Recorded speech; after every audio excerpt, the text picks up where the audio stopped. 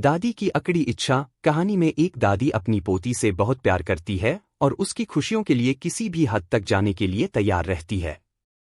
एक दिन पोती ने दादी से कहा कि उसे एक प्यारा पालतू जानवर चाहिए। दादी ने उसकी इच्छा पूरी करने का निर्णय लिया, लेकिन यह जानने के लिए कि वास्तव में क्या चाहिए, वह अकबर और बीरबल की मदद लेती है। अकबर और बीरबल अपनी बुद्धिमानी से यह समझते हैं कि दादी की असली इच्छा पोती की खुशी है। वे एक मजेदार योजना बनाते हैं और अंत में सभी को खुश देखकर दादी को संतोष मिलता है। इस कहानी का संदेश है कि सच्चा प्यार और त्याग हमेशा किसी की खुशी का कारण बनता है। क्रोधित बेल का आतंक। भूमिका। प्राचीन समय की बात है जब बादशाह अकबर के दरबार में बीरबल अपनी बुद्धिमानी के लिए प्रसिद्ध थे। एक दिन बादशाह अकबर ने अपने दरबार में एक दिलचस्प कहानी सुनाई। उन्होंने बताया कि पास के एक गांव में एक विशाल बेल का पेड़ था, जिसके बारे में कहा जाता था कि वह आशीर्वाद देता है। लेकिन एक दिन कुछ युवा गांव वाले उस पेड़ की शाखा तोड़ देते हैं, जिससे बेल की आत्मा क्रोधित हो जाती है। घटना का आरंभ। गांव का नाम हरितपुर था। वहां के लोग उस बेल के पेड़ को अपना भाग्य मानते थे। लेकिन एक दिन कुछ नासमझ युवा, जो कि बीरबल की तरह चालाक थे, ने एक मजेदार प्रतियोगिता रखी। उन्होंने तय किया कि जो सबसे ऊंची शाखा तोड़कर लाएगा, उसे गांव में सबसे बड़ा पुरस्कार मिलेगा। रामू, एक साहसी युवक, ने चुनौती स्वीकार की। उसने पेड़ की सबसे ऊंची शाखा तोड़ दी। लेकिन जैसे ही उसने वह शाखा तोड़ी, पेड़ से अजीब आवाजें आने लगीं। गांव वाले डर गए और उन्हें समझ में आया कि उन्होंने एक बड़ी गलती की है। बेल का क्रोध। बेल का क्रोध पूरे गांव पर छा गया। अचानक मौसम बिगड़ने लगा। गांव में बेमौसम बारिश होने लगी और फिर सूखा पड़ने लगा। खेतों में फसलें सूखने लगीं और गांव के लोग परेशान हो गए। हर कोई सोचने लगा कि ये सब बेल की नाराजगी का परिणाम है। गांव के बुजुर्ग ने बताया कि इस बेल की आत्मा को प्रसन्न करने के लिए एक विशेष पूजा करनी होगी। सभी ने रामू को जिम्मेदारी दी, क्योंकि वह ही बेल की शाखा तोड़ने वाला था। पूजा की तैयारी। रामू ने अपनी गलती को समझा और गांव वालों के साथ मिलकर पूजा की तैयारी शुरू की। उन्होंने बेल के पास जाकर फूल, फल और मिठाई चढ़ाने का फैसला किया। गांव के सभी लोग इकट्ठा हुए और पूजा करने का संकल्प लिया। गांव में पूजा का माहौल बन गया। सभी ने मिलकर सुंदरता से पूजा की और बेल से क्षमा मांगी।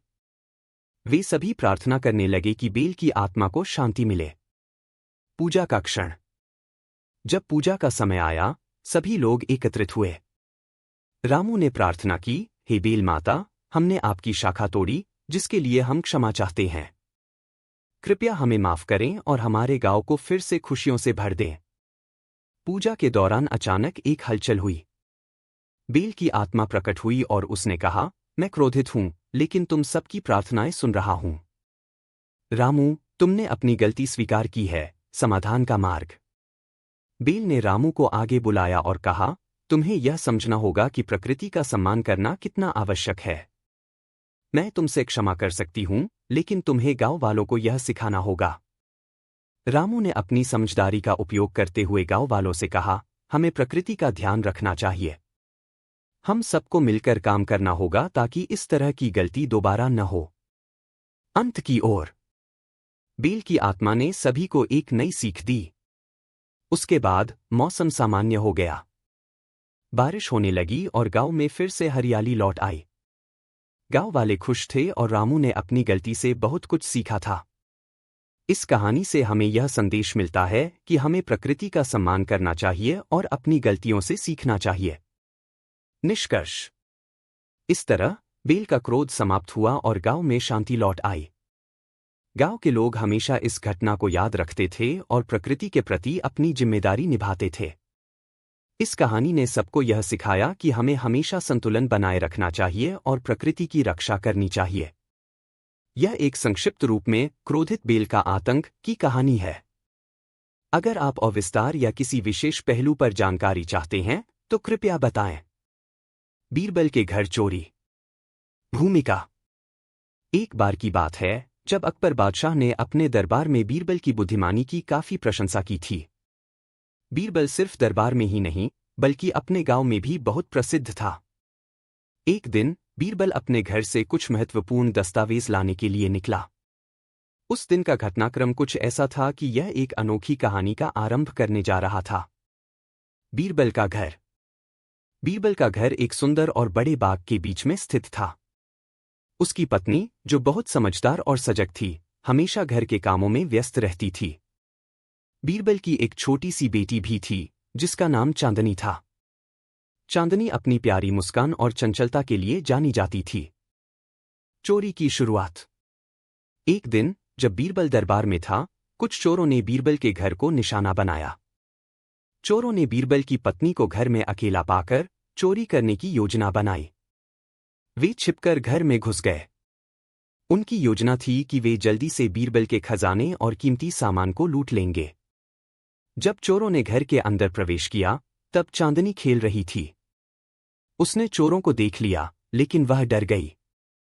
चोरों ने चांदनी को चुप रहने के लिए कहा और जल्दी से सामान इकट्ठा करने लगे। बीरबल की पत्नी का साहस। बीरबल की पत्नी, जिसका नाम अनु था, बहुत समझदार और साहसी थी। उसने चोरों को रोकने का निर्णय लिया। उसने चोरों से कहा, अगर तुम सच में चोरी करना चाहते हो, तो पहले मुझे बताओ कि तुम क्या करने जा रहे हो। चोरों ने सोचा कि बीरबल की पत्नी को डराना आसान होगा, लेकिन अनु ने उन्हें चुनौती दी।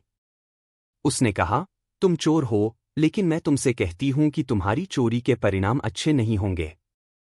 बीरबल को तुमसे डर नहीं लगता। बीरबल की वापसी। जब बीरबल दरबार से वापस आया, तो उसने घर में अजीब सी खामोशी पाई। वह तुरंत समझ गया कि कुछ गड़बड़ है। उसने अपनी पत्नी से पूछा, क्या हुआ, अनु? तुम इतनी चिंतित क्यों हो? अनु ने सब कुछ बीरबल को बता दिया। बीरबल ने तुरंत चोरों का पीछा करने का निर्णय लिया। उसने गांव के लोगों को बुलाया और सबको स्थिति समझाई। गांव वाले बीरबल के साथ मिलकर चोरों की तलाश करने निकले। चोरों की पहचान। बीरबल ने गांव के सभी लोगों को चारों ओर देखने के लिए कहा। उन्होंने चोरों के लिए संभावित स्थानों की खोज शुरू की। कुछ ही समय में उन्हें एक संदिग्ध व्यक्ति मिला जो गांव के बाहर एक झोंपड़ी में छिपा हुआ था। बीरबल ने उस व्यक्ति से सवाल करना शुरू किया, तुम यहां क्या कर रहे हो? उस व्यक्ति ने डरते हुए कहा, मैं यहां से गुजर रहा था। बीरबल ने तुरंत उस व्यक्ति की आंखों में झांकते हुए कहा, तुम्हारी आंखों में चोरी की चमक है। तुम चोर हो। योजनाबद्ध कार्रवाई। बीरबल ने गांव वालों को चोर को पकड़ने का इशारा किया। वे सब चोर को पकड़ने की कोशिश करने लगे। चोर ने भागने की कोशिश की, लेकिन बीरबल की तेज बुद्धि और गांव वालों के साहस ने उसे रोक लिया। जब चोर को पकड़ा गया, तो बीरबल ने उससे पूछा, तुमने मेरे घर में चोरी क्यों की? चोर ने अपना अपराध कबूल कर लिया और बताया कि उसके पास और भी साथी थे जो उसके लिए चोरी करने आए थे। चोरों की गिरफ्तारी। बीरबल ने चोर को समझाया, चोरी करना सही नहीं है। तुम्हें इसके लिए सजा मिलेगी, लेकिन अगर तुम सच बताओगे, तो शायद तुम्हें थोड़ी राहत मिलेगी। चोर ने अपने अन्य साथियों का नाम बताना शुरू किया, और बीरबल ने उन्हें गिरफ्तार करने का निर्णय लिया। कुछ समय बाद सभी चोरों को पकड़ लिया गया। बीरबल ने सभी चोरों को दरबार में लाने का आदेश दिया, ताकि बादशाह अकबर उन्हें सजा दे सके। अकबर का आदेश। जब बीरबल चोरों को लेकर बादशाह के पास पहुंचा, तो अकबर ने पूछा, ये कौन हैं और इनका अपराध क्या है? बीरबल ने सब कुछ विस्तार से बताया। अकबर ने चोरों से पूछा, तुमने बीरबल के घर में चोरी क्यों की? चोरों ने अपनी गलती मान ली और बीरबल की पत्नी की साहसिकता की तारीफ की। अकबर ने चोरों को सजा देने का निर्णय लिया, लेकिन उन्होंने यह भी कहा, अगर तुम अपनी गलती को समझते हो, तो हमें तुम्हें एक मौका देना चाहिए।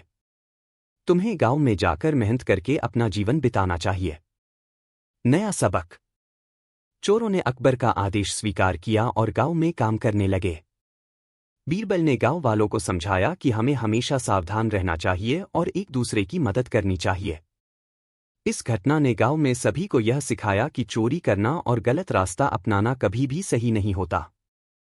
सभी ने बीरबल की बुद्धिमानी की तारीफ की और अनु की साहसिकता को सराहा। निष्कर्ष। इस घटना के बाद बीरबल का नाम और भी मशहूर हो गया। गांव में सभी लोग उसकी बुद्धिमानी और साहस की कहानियां सुनाने लगे। बीरबल ने हमेशा की तरह गांव की सुरक्षा का ध्यान रखा और लोगों को यह सिखाया कि सही रास्ता अपनाना हमेशा जरूरी है। यह कहानी हमें सिखाती है कि साहस, बुद्धिमानी और सामूहिकता हमेशा जीत दिलाते हैं। बीरबल ने साबित किया कि किसी भी समस्या का समाधान सोच समझकर किया जा सकता है। यह कहानी बीरबल के साहस, बुद्धिमानी और चोरी की घटनाओं के इर्द गिर्द घूमती है। अगर आप और विस्तार में कोई विशेष हिस्सा चाहते हैं तो बताएं। अकबर ने सबको सजा। भूमिका। एक बार की बात है जब अकबर बादशाह अपने दरबार में अपने दरबारियों के साथ बैठे थे। दरबार में सभी मंत्री, सैनिक और कुछ प्रमुख लोग उपस्थित थे। अकबर का शासन हर किसी के लिए न्यायपूर्ण था, लेकिन आज दरबार में कुछ अलग ही माहौल था। एक गंभीर मामला दरबार में प्रस्तुत होने वाला था, जिसे लेकर सभी में चर्चा चल रही थी। घटना की शुरुआत। दरबार में एक मंत्री ने कहा, महाराज, हमारे राज्य में कुछ लोग अशांति फैलाने की कोशिश कर रहे हैं। उन्हें सख्त सजा दी जानी चाहिए ताकि दूसरों को सबक मिले। यह सुनकर सबने अपनी अपनी सहमति जताई। लेकिन अकबर ने पहले इस मुद्दे पर गहराई से विचार करने का निर्णय लिया। न्याय का महत्व। अकबर ने कहा, सजा केवल तब दी जानी चाहिए जब हम सुनिश्चित हों कि अपराधी ने सच में गलत किया है। हमें न्याय के सिद्धांतों का पालन करना चाहिए। उनके इस कथन ने दरबार में सभी को सोचने पर मजबूर कर दिया। इस दौरान एक व्यक्ति दरबार में आया और उसने अपनी समस्या बताई। उसने कहा, महाराज, मेरे गांव के लोगों ने एक गरीब किसान पर आरोप लगाया है कि उसने फसल चुराई है। लेकिन वह किसान तो मेहनत करता है। यह सुनकर अकबर ने फैसला किया कि उन्हें इस मामले की गहनता से जांच करनी चाहिए। मामले की जांच। अकबर ने बीरबल को आदेश दिया कि वह तुरंत गांव जाकर मामले की सच्चाई पता करे। बीरबल ने अपनी बुद्धिमानी से गांव में जाकर लोगों से बातचीत की। उसने गांव वालों से पूछा कि क्या सच में किसान ने चोरी की है। गांव वालों ने बताया कि किसान हमेशा मेहनत से काम करता है और ऐसा करने की उसकी कोई मंशा नहीं हो सकती। बीरबल की योजना। बीरबल ने गांव में एक योजना बनाई। उसने फैसला किया कि वह किसान की ईमानदारी को साबित करने के लिए एक परीक्षण करेगा। उसने गांव के अन्य किसानों से कहा कि वे सभी एकत्रित हों और अपने अपने फसल की स्थिति को दिखाएं। जब सभी किसान एकत्रित हुए, तब बीरबल ने कहा, हम सभी मिलकर यह तय करेंगे कि कौन किसान सच बोल रहा है। यदि किसी ने दूसरे की फसल चुराई है, तो हम उसे तुरंत सजा देंगे। परीक्षण का दिन। तय दिन सभी किसान अपने अपने खेतों से अपनी फसल लेकर आए। बीरबल ने सभी फसलों का निरीक्षण किया। वह यह देखना चाहता था कि किसकी फसल में कोई अनियमितता है। सभी ने अपने अपने खेतों का विवरण प्रस्तुत किया। जब बीरबल ने किसान की फसल की जांच की, तो उसे स्पष्ट हो गया कि वह किसान निर्दोष है। उसकी फसल सबसे अच्छी थी और उसमें कोई कमी नहीं थी। सच्चाई का खुलासा। बीरबल ने सबको बताया, यह किसान मेहनत कर रहा है और उसकी फसल बेमिसाल है। उसे चोरी का दोषी नहीं ठहराया जा सकता। यह सुनकर गांव के लोगों में खामोशी छा गई। उन्हें अपनी गलती का एहसास हुआ। गांव के मुखिया ने कहा, हमने इसे गलत समझा। हमें इसे माफ करना चाहिए। अकबर के दरबार में जब यह मामला पहुंचा, तो सबने यह तय किया कि किसान को सम्मानित किया जाए। सजा का निर्णय। अकबर ने कहा, सिर्फ किसान को ही नहीं, बल्कि उन लोगों को भी सजा मिलनी चाहिए जिन्होंने बिना सबूत के किसी निर्दोष पर आरोप लगाया। अगर हम न्याय नहीं करेंगे, तो समाज में अव्यवस्था फैल जाएगी। बादशाह ने गांव के प्रमुख लोगों को बुलाया और उन्हें सजा देने का निर्णय लिया। उन्हें बताया गया कि सभी आरोप लगाने वालों को अपनी गलती का एहसास करने के लिए कुछ समय तक गांव में सेवा करनी होगी। सामूहिक जिम्मेदारी। अकबर ने यह भी कहा, हमें यह समझना होगा कि समाज में हम सबकी जिम्मेदारी है। हमें एक दूसरे का सम्मान करना चाहिए और जब तक सच्चाई न मिल जाए, किसी पर आरोप नहीं लगाना चाहिए। गांव वालों ने यह स्वीकार किया कि उन्हें अपनी सोच को बदलने की आवश्यकता है। उन्होंने एकजुट होकर फैसला किया कि वे किसान की सहायता करेंगे और उसके साथ मिलकर काम करेंगे। न्याय और दया का संतुलन। इस घटना ने अकबर को एक नई दृष्टि दी। उसने महसूस किया कि न्याय और दया का संतुलन बनाए रखना कितना आवश्यक है। सजा केवल तब होनी चाहिए जब कोई जानबूझकर गलत करे, और यदि कोई गलती से कुछ करे तो उसे समझाने का प्रयास किया जाना चाहिए। अंत में सजा का असर। जब गांव वाले अपने कार्यों में लगे तो उन्होंने देखा कि किसान की मेहनत का फल धीरे धीरे सबको मिल रहा है। गांव में सभी ने मिलकर काम करना शुरू किया और किसान की फसल को साझा किया। अकबर ने इस घटना को देखा और उसे बहुत खुशी हुई। उसने कहा, जब हम मिलकर काम करते हैं तो समाज में शांति और समृद्धि आती है। निष्कर्ष। इस प्रकार अकबर ने सबको यह सिखाया कि न्याय केवल सजा देने में नहीं है, बल्कि सच्चाई और समझदारी के साथ एक दूसरे का सहयोग करना भी आवश्यक है। यह कहानी हमें यह सिखाती है कि हमें हमेशा न्याय और दया का संतुलन बनाए रखना चाहिए और एक दूसरे का सम्मान करना चाहिए। यह कहानी अकबर की न्यायप्रियता और सजा के प्रति उसके दृष्टिकोण को दर्शाती है। अगर आप किसी विशेष हिस्से पर और विस्तार चाहते हैं या किसी अन्य विषय पर चर्चा करना चाहते हैं तो बताएं। वाशु की शादी भूमिका। प्राचीन भारत में जब बादशाह अकबर अपने न्याय और विवेक के लिए मशहूर थे, तब उनके दरबार में बीरबल अपनी बुद्धिमानी और चतुराई के लिए जाने जाते थे। एक दिन गांव के एक युवक वाशु ने दरबार में जाकर बीरबल से मदद मांगी। वाशु का विवाह एक सुंदर लड़की से तय हुआ था, लेकिन उसकी शादी में कुछ समस्याएं आ रही थीं। वाशु की कहानी। वाशु एक गरीब किसान का बेटा था, लेकिन वह मेहनती और ईमानदार था। उसने अपने जीवन में बहुत संघर्ष किया था, लेकिन उसने हमेशा अपनी पारिवारिक जिम्मेदारियों को निभाया। जब उसकी शादी की बात आई तो उसने एक सुंदर और समझदार लड़की से प्रेम कर लिया था, जिसका नाम राधा था। राधा के परिवार वाले वाशु की आर्थिक स्थिति को देखते हुए शादी के खिलाफ थे। वाशु ने सोचा कि उसे बीरबल से मदद लेनी चाहिए, जो हमेशा से ऐसे मामलों में मदद करते आए थे। दरबार में वाशु की पुकार। वाशु ने दरबार में जाकर बीरबल से कहा, महाराज, मैं राधा से शादी करना चाहता हूं, लेकिन उसके माता पिता मेरी गरीबी के कारण इस शादी के लिए तैयार नहीं है। मैं आपसे मदद चाहता हूं। बीरबल ने वाशु की बात ध्यान से सुनी और कहा, तुम चिंता मत करो, मैं तुम्हारी मदद करूंगा। पहले मुझे राधा के माता पिता से बात करनी होगी। बीरबल ने वाशु से कहा कि वह उसे अपने गांव के बारे में और जानकारी दे। गांव की यात्रा। बीरबल ने वाशु के साथ उसके गांव की यात्रा की। वहां पहुंचकर उन्होंने राधा के माता पिता से मिलने का निश्चय किया। राधा के पिता, जो कि एक धनी व्यापारी थे, ने वाशु को देखकर कहा, तुम गरीब हो, मेरे पास धन और प्रतिष्ठा है। मैं अपनी बेटी की शादी एक ऐसे व्यक्ति से नहीं कर सकता जो आर्थिक रूप से मजबूत नहीं है। बीरबल का प्रस्ताव। बीरबल ने राधा के माता पिता को समझाने का प्रयास किया।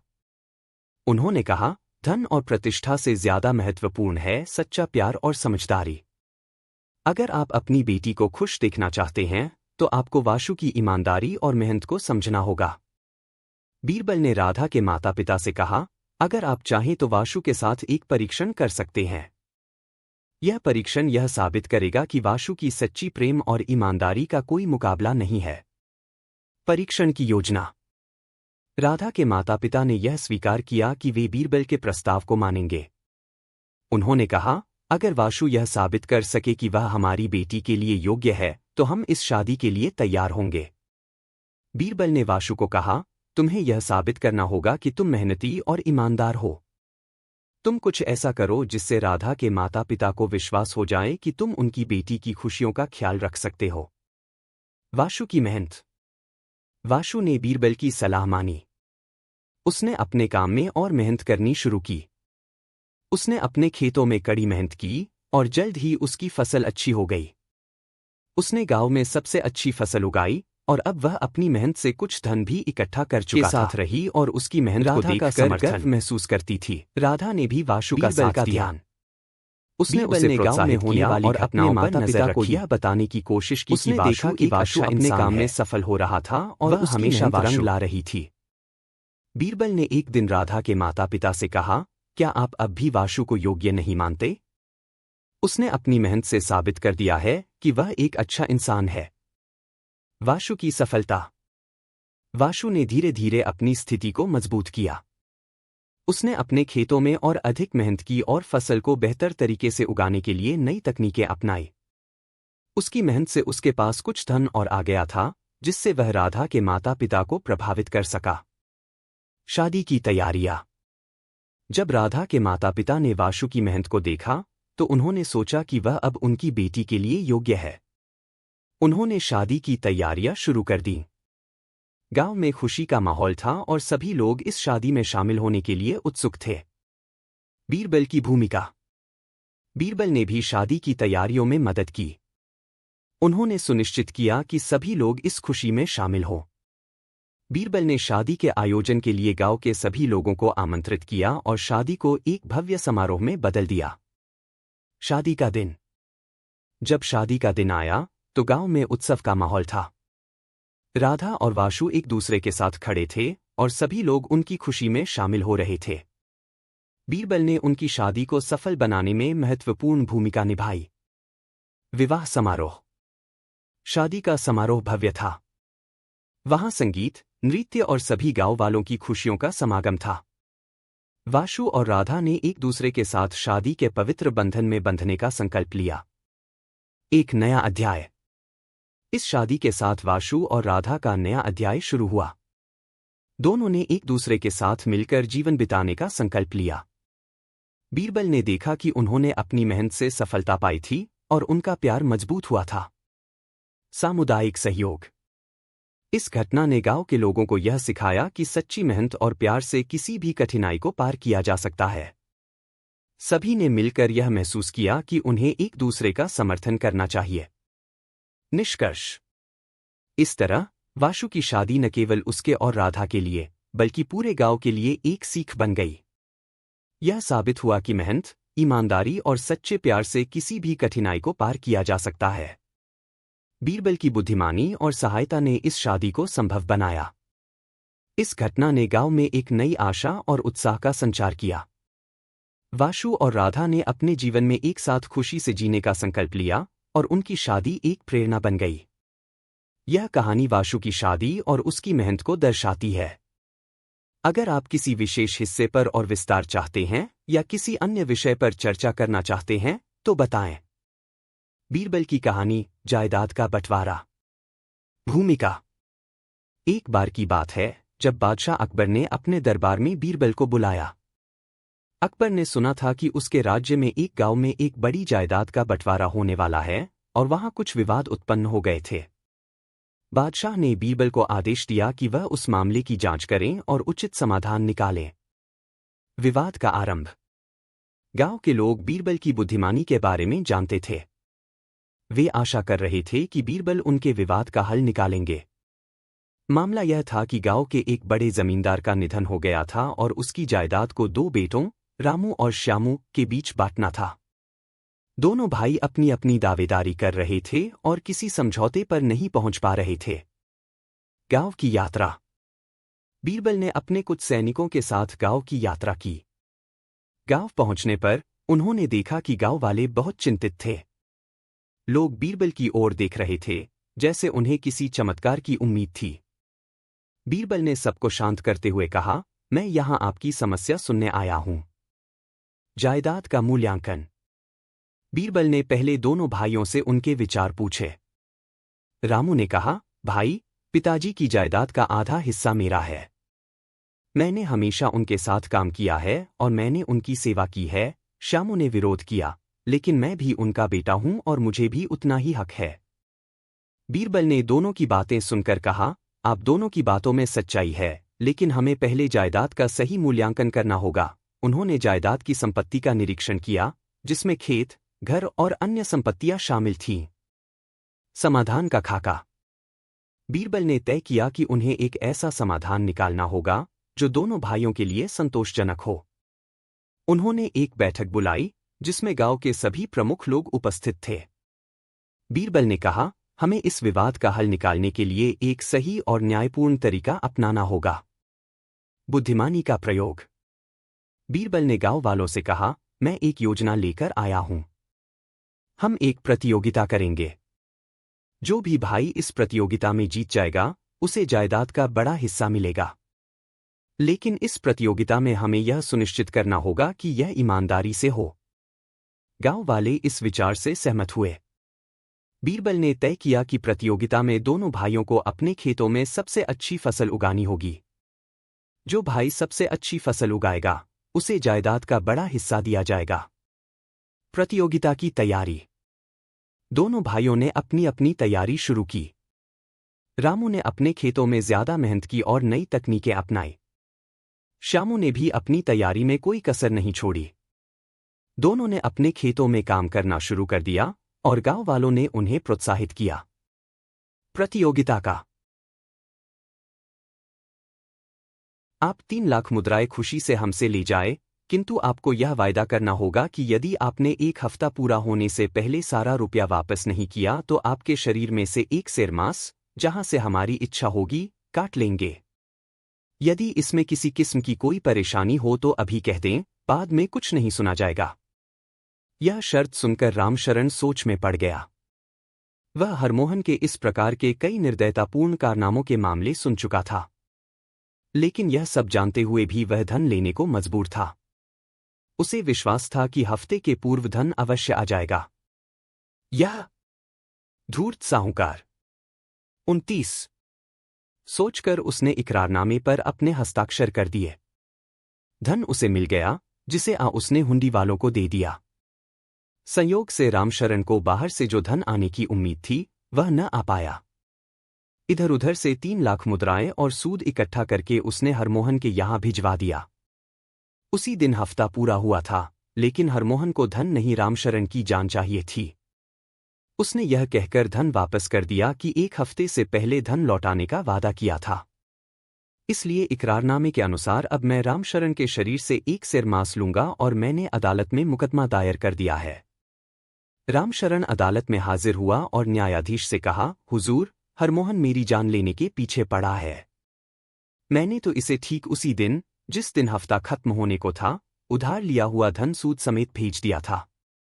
लेकिन इसने वापस कर दिया और कहा कि 1 हफ्ते के पूर्व ही मिल जाने पर अपनी शर्त के मुताबिक ऋण वापस ले लेता, किंतु समय बीत चुका है। अब वह धन नहीं लेगा। रामशरण ने फिर कहा, हुजूर, अगर यह स्वीकार करें तो मैं अब भी उसका धन सूद के साथ देने को तैयार हूं। हरमोहन ने यह मानने से इनकार कर दिया।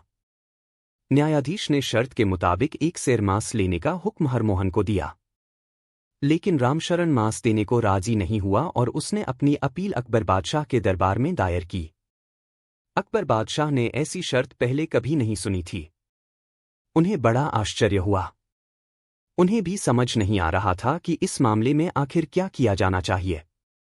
उनसे इसका फैसला करने को कहा गया तो अकबर बादशाह समझ गए कि इसका न्याय केवल बीरबल कर सकते हैं। यह सोचकर अकबर ने उसी क्षण बीरबल को बुलाया और उन्हें न्याय करने की आज्ञा दी। अकबर बादशाह का आदेश पाकर बीरबल ने हरमोहन को बुलवाया और उससे सच्ची बात बताने के लिए कहा। जवाब में हरमोहन ने शर्त वाला इकरारनामा सामने रखकर कहा, तय समय जो 1 हफ्ता था खत्म हो चुका है और रामशरण धूर्त साहूकार अधन अभी तक वापस नहीं किया। इसीलिए इकरार के अनुसार में 1 सेर मांस 30 इसके शरीर के किसी भी हिस्से से काट लेने का हकदार हूं। बीरबल ने हरमोहन से कहा, क्या तुम्हें अपना कुल धन मैं सूद के लेना कबूल है? हरमोहन तो रामशरण की जान का प्यासा था, न कि धन का। अतः उसने साफ इनकार कर दिया। तब बीरबल ने आदेश देते हुए कहा, मुझे न्यायाधीश का फैसला स्वीकार है। क्या कर सकते हैं, इकरारनामा जो कहता है वह करना पड़ेगा। इसलिए हरमोहन रामशरण के शरीर में से 1 सेर मांस ले ले, किंतु यह ध्यान रहे कि शर्त वाले इकरारनामे में केवल 1 सेर मांस के लिए ही लिखा है। इसलिए यदि मांस के साथ जरा भी खून गिरा तो हरमोहन को सपरिवार मृत्युदंड दे दिया जाएगा। अब तो हरमोहन बहुत घबरा गया, क्योंकि मांस काटने पर पहले तो खून ही निकलता और वह बिना ब्याज लिए अपना धन मांगने लगा। इस पर बीरबल ने कहा, नहीं, इकरारनामे की शर्तें तुम्हें माननी ही पड़ेंगी।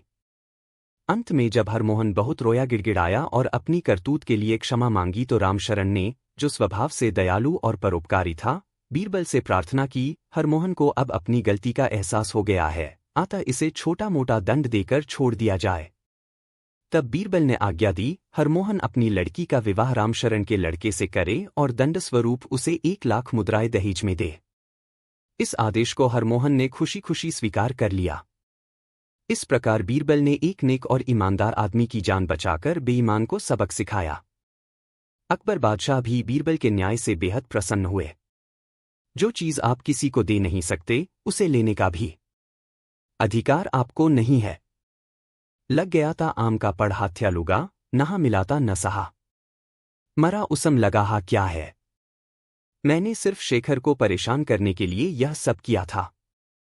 केशव की बात को बीरबल द्वारा भेजा गया नौकर सुन रहा था। उधर शेखर जब अपने घर पहुंचा तो पत्नी ने आम तोड़ने की वही खबर उसे भी दी।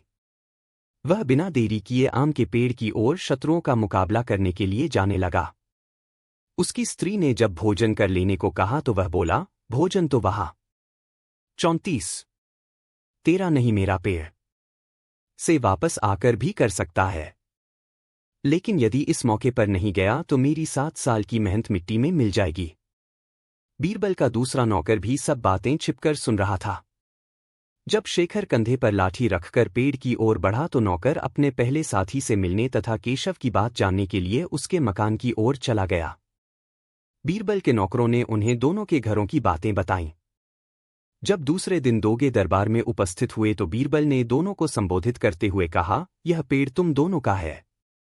मेरे पास अब तक जो सबूत आए हैं उनसे यही पता चलता है, इसलिए पेड़ पर तुम दोनों का समान अधिकार है। इस वक्त पेड़ पर जो फल लगे हैं उनमें से आधे आधे तुम दोनों में बांट दिए जाएंगे। अब रह गया पेड़, वह भी काट जाएगा और उसकी लकड़ी आधी आधी तुम दोनों में बराबर बराबर बांट दी जाएगी। इस हुक्म को सुनकर केशव बहुत खुश हुआ। बीरबल ने जब केशव से पूछ तो उसने स्वीकृति में सिर हिलाकर कहा, आप जो भी आज्ञा देंगे वह मुझे स्वीकार है। शेखर इस बात को सुनकर एकदम सन्न रह गया। उसने गिड़गिड़ाकर बीरबल से प्रार्थना की, दीवान जी, यह पेड़ केशव को भले ही दे दें, लेकिन इसे कटवाने जैसा कार्य न करें। यह मुझसे नहीं देखा जाएगा। इस साल तो उसमें टिकोरियां लगी हैं। कहते कहते उसका कंठ भर आया। बीरबल को जिसका अंदाजा था उसका अब विश्वास हो गया कि यह पेड़ निश्चय ही शेखर का है। उन्होंने नौकर को केशव की ओर इशारा करते हुए उसे पकड़ने को कहा। केशव समझ गया कि अब असलियत छिप नहीं सकती, इसलिए वह अपराध स्वीकार करते हुए बीरबल से दया की भीख मांगने लगा।